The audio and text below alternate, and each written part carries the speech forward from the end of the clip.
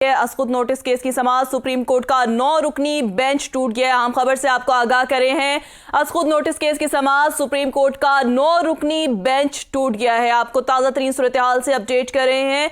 Supreme court का 9 रुकनी bench टूट गया है। असकुद नोटिस केस की समाअत सुप्रीम कोर्ट में आज होनी थी, जो ताखीर का शिकार होगी। इस वक्त अहम खबर यह है कि सुप्रीम कोर्ट का 9 रुकनी बेंच टूट गया है। हमारे नुमाइंदे खालिद जमील इस वक्त सुप्रीम कोर्ट में मौजूद है, जो मैं अपडेट कर रहे हैं। इस वक्त अहम खबर से आपको आगाह कर रहे हैं।